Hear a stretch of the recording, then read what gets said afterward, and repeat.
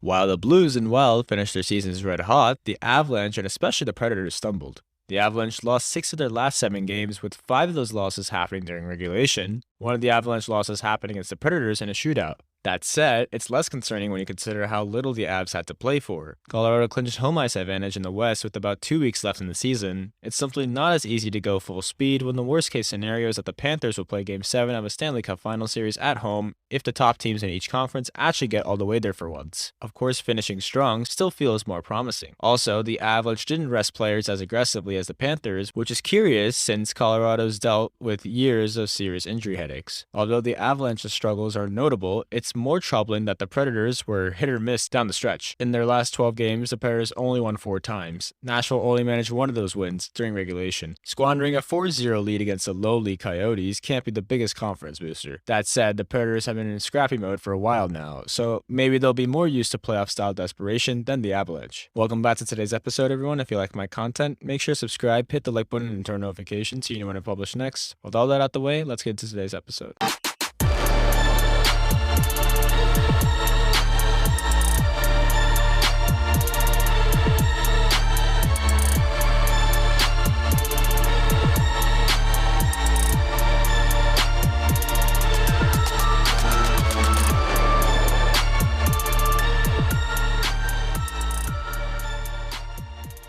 Sometimes playoff X factors can sneak under the radar. Other times, the pivotal force is simple. On paper, it sure seems like the Predators will need otherworldly goaltending to beat the Avalanche. With Jose Saros, it would be easier to imagine Nashville pulling off a monumental upset. Unfortunately, the Predators rolled the dice by dressing key players like Saros deep into the season. And they paid when the workhorse goalie suffered an injury. Perhaps Saros could suit up sometime during the first-round series. That said, there's a difference between playing and being able to play at a high level. Few, if any, goalies match Jose Saros' athleticism. He's one of the few smaller goalies who thrives in the modern NHL.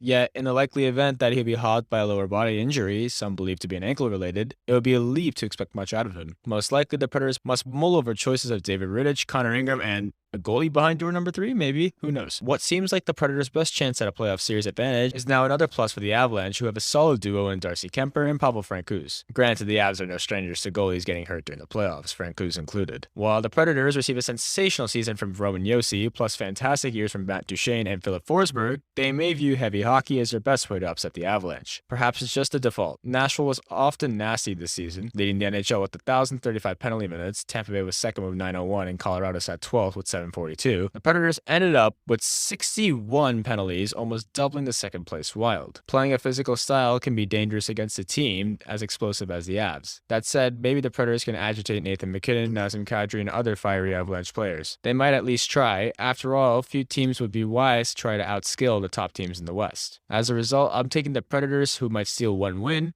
but the Avalanche end the series by Game 5. Thank you guys for tuning in and have a wonderful day.